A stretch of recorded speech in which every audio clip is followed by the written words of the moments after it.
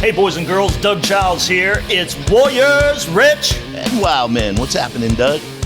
Boom. You're looking at a #1 Amazon bestseller now. Come on, that's what I'm talking about. Yeah, thanks to the Warriors and Wildmen for getting my book, If Masculinity is Toxic, called Jesus, Radioactive. 282 pages of waffle-stomping, skull-rattling exposition of the overt masculine traits exhibited by the Son of God. I said the Son of God, not the dainty of God, not the little flower of God. Not the daughter of God. No, but the rebellious 30-year-old butt kicker from Galilee who showed us really how to be men.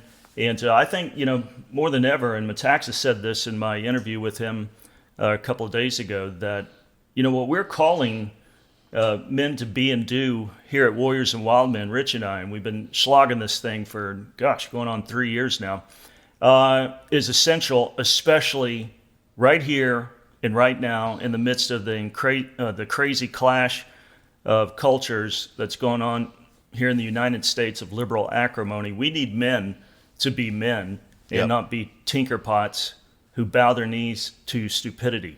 So I think, it's a divine thing. It's good timing on the book, but it's also, as Rich has said and I've said, it's solid. It ain't anything that's cheeky. There's no playfulness in it. It's a microscopic look at the overt masculine traits that Christ exhibited. And you can get one, Rich, if people want a Kindle edition. If you sign up for Kindle on Amazon Prime, you get a copy of my book for free. The Kindle version is $7 and the paperback is $17. So again, thank you guys. Thank you guys for pushing it to #1 in gender studies of all things. I got two books. I know I'm going on and on. I got 2 books in gender studies in the top 100 categories. Pussification. Who would have ever thunk it? Pussification and If Masculinity is Toxic, called Jesus Radioactive. So, how you doing, big dog? How you doing? I'm doing great, man. I'm living my best life, Doug. I'm loving Jesus. He's still on the throne. The world's gone crazy. I was already crazy. I was waiting for him to catch up. But I'm good, man. All right, so we got to talk about this. Rich, I don't know this. I don't know if you know this or not, buddy, but you are a racist. Yep. Your whole family's racist. Of course even though it's mixed races. I'm a racist. My wife's a racist. My 2 daughters, son-in-law, grandkids, everybody's a racist. And here's what's weird about it, Rich, is that, me, the racist, according to they, them, and the other guy that's framing the narrative, it's real weird because my wife spent nearly 20 years loving, teaching, instructing, pastoring, care for minorities in deep poverty enclaves in South Florida and here in Central Texas. But hell, that don't matter, Rich. You're still a racist because we are Caucasians. So facts be damned. Again, when I say my wife has spent half her life, nearly loving on minorities in deep poverty, I ain't kidding, brother. And we could go on for 2 hours talking about, what she's done as far as mothering these kids in these broken up homes, in these broken up communities. Here's another thing that we did, Rich, when our 2 girls were wee little lassies and just ambling about the living room floor. We got them black baby dolls and other race baby dolls to play with so that when they grew up, they wouldn't just think white is right. They would be open to everyone and everybody. But again, that's somehow, Rich, there's got to be something wrong with that. Well, I've got to be doing it for some kind of I'll tell you the perspective reason. Why they think that, Doug. I was talking to someone on Facebook, which I'm trying to get more and more off social media because it's causing me to hate people's guts. But I was talking to a guy on Facebook the other day. Now let me describe this guy. He's a friend. He's the brother of a friend of mine, maybe former friend of mine after this. He happens to be black, and his brother and I were having a discussion on Facebook. It wasn't very lively. It was just talking about what was going on a little bit. And he got on there and started railing on me, calling me a racist. Now, this guy has 2 degrees from 2 Ivy League schools. Okay, so we're not talking about some ghetto guy slinging crack on the corner, right? You're talking about an educated guy, very successful. And he starts calling me a racist. And I said, hey, bro, I said, check this out. I didn't say bro because that'd probably be a racist to him, even though, we say bro all the time. But so I said, here's the deal. I said, I was married to a Mexican woman. She's American, but Hispanic. I have 4 children that are half Hispanic. I said, I've had 15 teenagers live in my home. I said, and I've had up to 5 teenagers at a time. And I told him, I said, that wasn't a church program or a government program. Those were kids living in my home, eating my food that I was paying for and taking care of them because they were at-risk youth. They were at troubled times in their lives. Some of them, their parents even asked if they could stay there. I told them they were white, they were black, they were Mexican. And I had an Asian too, which in Yuma, I don't know if it's possible, but it was. So we had those people living there. I said, my church is more than half Hispanic. I have black people in my church in Yuma. Phoenix, we have more black people. We have a lot of Hispanics and white people, obviously. And just represents our community where we're at. And I've spent, the last 17 years doing missions in Southeast Asia. I don't know if people realize, but those people are not white. And we built an orphanage in Indonesia for Muslim kids. You know what he told me, Doug? It's colonialism. He says, that's a lot of work that you've done to hide the racism in your heart. Yeah. And I got to tell you this. Here's the deal, Doug. There's nothing you can do, man. They're implacable. If my life's work can be discounted by some idiot's flippant statements on social media, and you think that's acceptable, I want to go ahead and say on Warriors and Wildmen, you're an idiot. And I'll tell you what I told that guy. You come see me, I'll slap you. You know what he told me, Doug? He said this. He said, I'll find out where you live in Arizona, and I'll send some rioters and looters to come visit you. And I told him right on open comments on Facebook, I said, send them, and I'll send your friends home in a box. I said, that's what's up with that. And then he said, and I said, you better mind your mouth and what you do. He said, the only thing I was doing last night was your wife. Now, this is an Ivy League educated man, Doug, in his 40s. He said, the only thing I was doing last night is your wife. And I commented, that's impossible. She's a racist. Dude, he lost his mind. He's like, you effing said it. You finally admitted it. I said, no, I didn't. That's what you said 3 comments ago, that my wife and I are racist. I said, so we're either racist and there's no way she would be seen with you, or you were doing her. It can't be both. I said, you're a typical liberal. You can't even stay consistent for 3 comments. And I said, you weren't doing anybody. You're an idiot. And he said, I'm going to come see you myself. I said, come see me. Your brother has my address. Please come see me. Check this out, Doug. I want to put this out there. I am not a racist. To me, when you attack me and my family, no lives matter. I am an equal opportunity offender. If you come mouth off to me, I will slap the taste out of your mouth. If you come and try to burn my house down, I will put a nice tight group of 5.56 in the middle of any of your body part that I choose. And you want to know something? If people say, that's an act of war. No, it's not. It's called being an American, defending me and my family. You want to threaten me and my family? Bring your silly stuff over to my neighborhood. That's where I'm at with all this.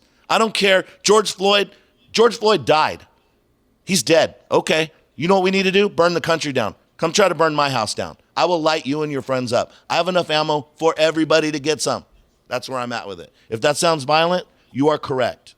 I am violent. And I'm mad. Yeah, you protect your family, you protect your stuff. We still live in America. They're anarchist, wet dream that they're trying to foist on us. And they are I'll coming protect in. my neighbor's house, too. You want to come attack my neighbor? I'll smoke you just for fun. Yeah, that's why we're building a little team here down in Texas that can quickly respond should something go awry. If I can't stave off whomever is trying to assault, me and my family here at our house. So yeah, it's an interesting group of guys, Rich. I'm telling you, they're not tinkerpots. Ooh, man. And do they know how to, how can I say, protect and defend like nobody's business? And they've done it professionally all over the world. So it's an interesting group of guys. And I would encourage all the Warriors and Wildmen listeners to get yourself a quick response team in your neighborhood and, around your friends and family, in case things go. in case things go south. And here's something that we've got on Clash Daily, Rich, this morning. Like you said, these vandals, these anarchists, are now bleeding into just neighborhoods, and they're targeting homes that have U.S. flags. So at 3:00 in the morning, I'm getting me a flag. So at 3:00 in the morning, these ne'er-do-wells, with their little Dickie costumes on and their hoodies and their masks, they're torching people's flags. And a lot of these flags aren't isolated from the house; they're frickin' attached to the house. And so some of the houses are getting lit up a little bit. And can you imagine, you're sitting there at 3:00 in the morning, you got your kids there, you worked your ass off for that home, you got your loved ones there, and the next thing you know, the right corner of your roof is burning where you've got a flag posted between your garage doors. And it's all because you believe in this thing called the Constitution, liberty, and freedom. That's what the left is, folks. They have been completely hijacked by a political party called Black Lives Matter. And they have morphed, Antifa. They have morphed into full-blown anarchists, and everybody on the left, including Biden, is beholden to them now. So that's what's going down for the next election. So if you want to be terrified, if you want to be bullied, if you want to be micromanaged by the thought police, then knock yourself out, vote for Joe Biden, bow the knee to this nonsense, and see what happens to this beloved country. I don't know. I was going to say 20 or 30 years from now, No Rich, way. but I'll say like 5 years or 10 years from now. It's a full-on clash like never before, and it's happening in real time. It's not coming, it's here. Yes. And I'll tell you what, if that's totally true. And I've been saying that, and I've been upping my time frame every time, just like you. It's like this many years, maybe not in my lifetime. Maybe it will be it's definitely going to happen in my lifetime. Hey, next week is possible, right? So if somebody's attacking your home, I have a foolproof strategy to defend your home if rioters and looters are attacking your home. Okay. The first thing you do is, if you're proficient with firearms, is you don't shoot the people in the front. You go about halfway back into the crowd. Because something we've learned about Antifa and Black Lives Matter is that they are willing to kill for their cause. More than 20 innocent people have died, many of them black, no problem. They're willing to kill for their cause. But a real revolutionary is willing to die for their cause. So this is what I suggest for a tactical move. I haven't talked to my friends that are experts in this, but this is what I think. What you do is you don't shoot the people in the front. You look back about halfway in the crowd, and you find one of those white, squishy, millennial Antifa members, and you put one round in the middle of his face. And when his head explodes, and his little squishy friends that are willing to kill for the cause are going to find out if they're willing to die for the cause, I got money that says 80% of that crowd rolls. The people that are highly motivated in the front, you don't shoot them in the face, Doug. You start shooting people in the dick. People think, I'll die. Do you want to live without your penis? You shoot one person in the dick, it could be an accident. You shoot two, they're no longer grabbing my stuff. They're covering their junk like a bunch of kids in the schoolyard that don't want to get kicked in the nuts with a 5.56. And then they turn around and start running away. And then you know what you do, because you're a good American and you want to prepare for the second wave of the assault, is you shoot them in the back. And the reason you do that is because I'm afraid that they might come back. And there's an old saying, Doug, I'd rather be judged by 12 than carried by 6. And I'll tell you what, I will shoot everyone who threatens my family. If you physically come onto my property and threaten my family, I'm not going to Joe Biden you and shoot you in the leg. I might shoot your dick off just for fun. But the rest of that grouping, I'm not that accurate, Doug, but I sent a lot of lead that way. And I'm not only am I mad, it's time for regular citizens to defend their property, defend their businesses. The Democratic cities, mayors, they're not going to do it. These governors, they're not going to do it. They're not going to defend you. And I think we've crossed the line of we've waited long enough. Now it's time to defend your stuff. And if you want some, let's get some. You want a civil war? Time to put the dogs down. That's where I'm at. Yeah, look what they're doing in Seattle right now. The cops have completely pulled back. They're burning their precinct down. They're running like, scared rabbits out of the neighborhood. Where's the National Guard? Yeah, and pure chaos ensues. So, what's cool about, and I'm not real hip to Arizona politics, but what's cool about where I live in Texas, all the law enforcement, the constables, sheriffs, police departments, that are talking, to we the people, they're like, defend your stuff, absolutely. Like the sheriff in Polk County, Florida, he said, listen, if you rioters and looters commence to ransacking businesses and picking on people that you happen to disagree with, I'm all for them blowing you away. So thank God again that we've got, but it's all like you said, man. It's all in Republican states and counties. Right. In liberal counties, ooh, you're the evil person. Well, they're letting them burn them down because they won't allow the National Guard to come in. The Democrats are not allowing the National Guard to come in, which means your stuff, your life, your business, your home, everything that you worked and paid for means nothing because these people are pissed. Well, guess what? I'm pissed. Matter of fact, I was born pissed. I've been pissed 51 years. I'm real pissed now. I'm baptized in dirty water, man. That's right, man. I'm baptized in dirty water. They smacked my mama. Here's something that I want the Warriors and Wildmen listener to consider. Talk with your wife, talk with your family. Bro, if I lived in some kind of big-ass Democratic-run city or state, I would very furtively consider calling 1-800-U-Haul and moving the hell out of there. 100%. And I would, to me, it's untenable. I mean, everybody's like, well, these cities are so beautiful. They're being hijacked. They're homeless slums. There's places in California, New York City, where, man, you could be, slappy white, living homeless on some kind of street corner under a cardboard box, and right in front of your precious family as you're taking them to school or out to dinner, they can pull their pants down and take a crap right in front of them, and there's nothing you can say or do about it because, racism or whatever. I would move. I'd gun up. You know what I'd do, Doug? I would move. I'm going to lob this one to you as we transition. Are you ready? You ready? Got your bat ready? Here it comes. I think so. We should probably just defund the police. Defund the cops. Yeah, that's a great idea. Yeah. Let's take the money away from... your right eye's twitching like Clint Eastwood right now. Yeah, it's so wild that, like Tucker said the other night when he was talking about this and how defunding the cops, getting rid of our current law enforcement, that is the thing that Black Lives Matter is all about. And everybody's like, well, that's crazy talk, man. We need somebody to enforce laws. We need people to, control and protect and do all this other stuff and serve the community.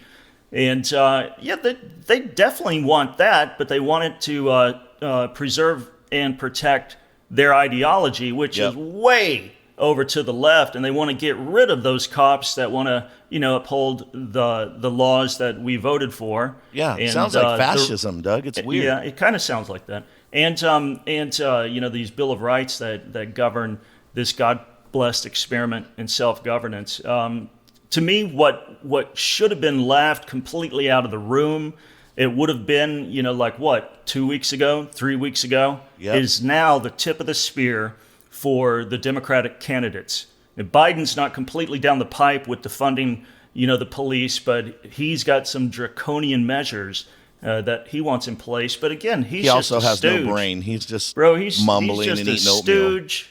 I mean, Keith Ellison, who probably would be the attorney general if Biden gets elected. Yeah, he's crazy. He said that cops shouldn't rock up to domestic disturbances with weapons in hand, because people get shot. More cops die answering domestic violence calls than any other call. Right. So you know what we should do? Send somebody else. So, one time I went and tried to break up a fight between a guy and his wife. You know what happened, Doug? You got clawed. I got jumped by 18 guys after I put that guy down on the road. 18. True story. No, I believe it. Keith, old buddy, old pal. And again, this is a guy who, according to the savvy prognosticators, will probably become the attorney general if Biden gets elected.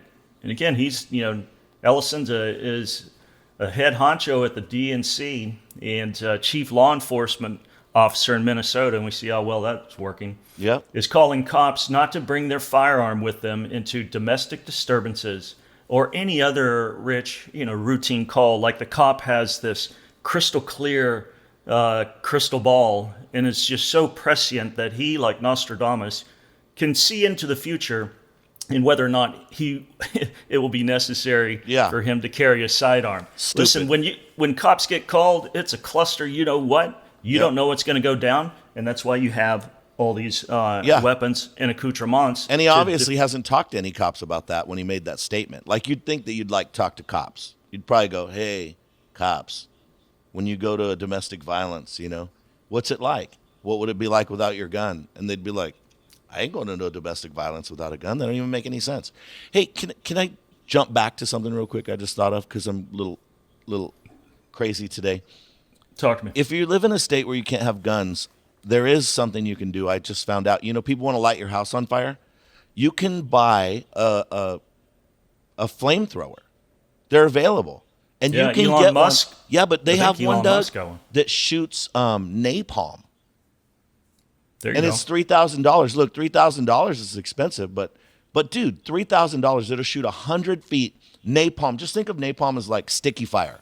So my thing is, if you want to try to light me on fire, I bet you I can light you on fire farther than you can throw that. And an interesting thought, I read a meme one time and it said, how did somebody invent a flamethrower? Some guy was standing there one day looking at another group of guys and said, man, see those guys way over there? I wish I could light them on fire. There you go. Anyway, flamethrower, add that to your thing. So back to what you were saying. There's another weapon. Who do you think? There's another weapon. Yeah, there's another weapon that Hannity had on his show last night. I didn't really pay much attention to it. It's kind of on in the background while we're eating dinner and stuff. But it's a non-lethal pistol. I think it shoots like 5 or 6 projectiles. Won't kill you, but it'll make you wish you were dead. So it's something that has been developed by some R&D team trying to make it something that the police can utilize instead of a stun gun, because you got the wires and you got all this other stuff. Instead, you just pull this thing up and it's like, I don't know, like getting hit in the head with a rock or something. Yeah, but my thing is, something. I don't want people to wish they were dead. I want to fulfill their wishes. If you want to wish you were dead, I want to you know what? It's like Boondock Saints. We will send you to whatever God you choose. Yeah, and to me, like if you have this thing, because it looks just like a regular pistol, except it's orange and black or something like that, predominantly orange, and it's got black tips, black handle, something like that. And I'm sure obviously there'll be a ton of training, but if you're right-handed, I know some people like to draw with it on their left. Other people who are right-handed keep it right there on their right hip and stuff. So do you now have 2 pistols that you're carrying? And again, I know that the taser also takes up space on your tool belt and stuff, but it just seems like a lot of stuff to carry. I get the replacement of the taser, because that thing can be a crapshoot, and if you're more accurate and it's got a little longer reach than a taser, like tasers go out to what, about 15, 20 feet? I don't know. Yeah, not very far.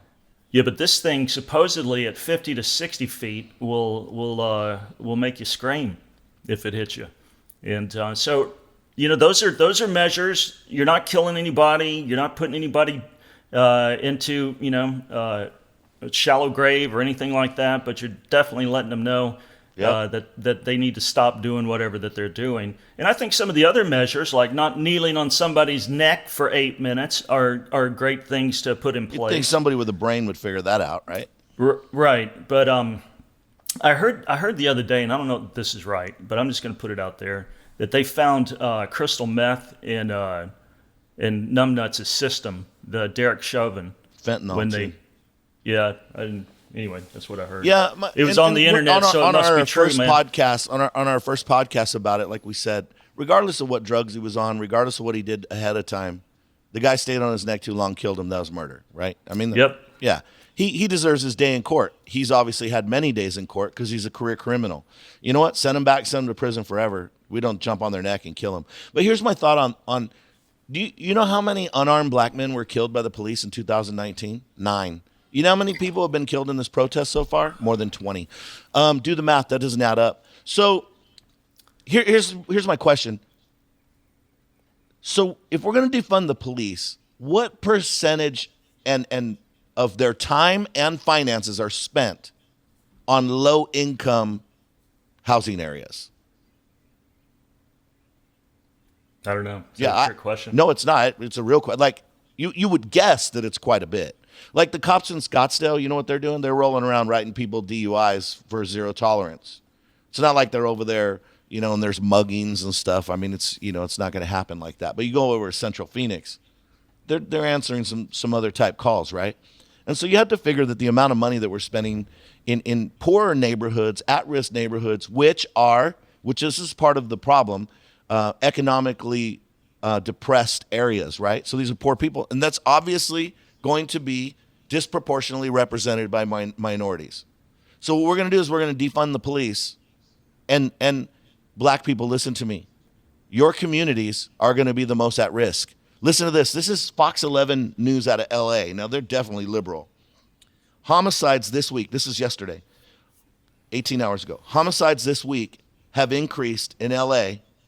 250% last week. Last week, Doug.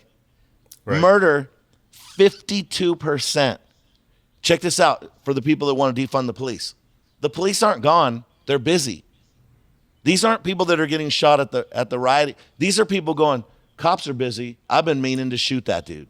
So people are doing what they would do. They don't understand that thin blue line, what it pushes back in the criminal element so that you can live your life.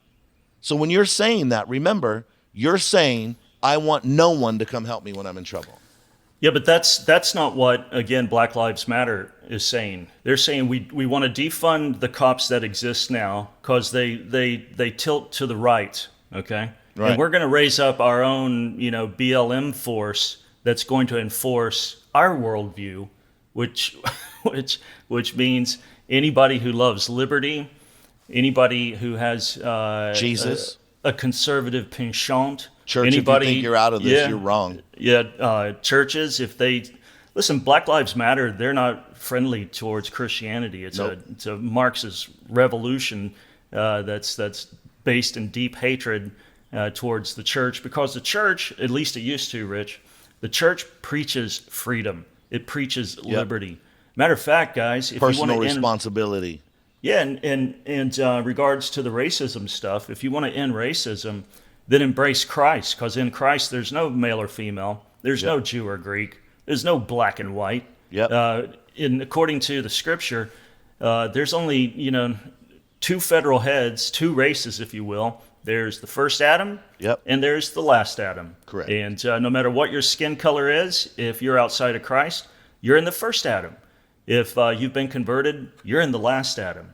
And those who are converted in the last Adam, you know what? We're not to hate and put our knees on people's necks for 8 minutes. We're to... Period. So the gospel, this is what I think is so powerful. And the Christians are like, what do we do? What do we do? What do we do? It's like, preach the gospel. Don't change the message. Don't get in some kind of current cultural cool thing where you're thinking you're part of the solution. The message is repent. The message is trust. The message is relationship with a holy God through Jesus Christ. The message is forgiveness, and we talked about it on another podcast. You get into this hate rhetoric, you get into this stuff that is speaking against Christ's gospel and the apostles' doctrine, and if you're a Christian, then guess what, man? You might have a name that you're alive, but you are dead in regards to the true concerns of the kingdom. Doug, that's awesome. That's powerful. And Jesus, I'm pretty sure, is still Jewish. He's not black. He's not white.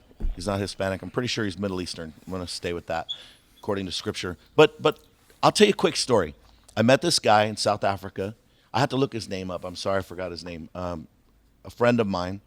And maybe we can get him on Warriors and Wildmen to tell the full story. But I'm going to give you a quick snapshot. Now, South Africa is racist. They had apartheid. And even though the black people are free to run for government and they have a black president now, it's still extremely racist and divided, right? A lot of stuff has gone on there. And so this guy he's Afrikaans, and he was a racist. And he's gigantic too, by the way. He's a huge white guy. And he told me, he said, I was a racist, And my wife and I, we went on vacation and we came back. And when we came back, they live in this gated community. Came back, he said, and we pulled up to come into our house. And he said, when we got there, we didn't realize that there were black men inside our house that were doing a home invasion. And he said, so when I got in there and I walked in, they put a gun to me and my wife and they tied us up in chairs. And I just asked them, where's my son and my daughter? Because he had a teenage son and a teenage daughter. They wouldn't answer. And the wife started crying, where's my daughter? Where's my son? The guy took the butt of the rifle and hit her in the face so hard her eye was hanging out by her nose. Just hanging out of her skull. The husband said, I realized right then that my son and my daughter were dead. Fast forward, they weren't dead. The son was beaten to hell, but he survived. And the daughter had been raped repeatedly and beaten up. So they're sitting there in these chairs. They're like, we're going to die. That's it. And so some reason they took them to the garage and they wanted their keys for their vehicles. He had a Range Rover, really nice vehicle, obviously. And so they go in the garage.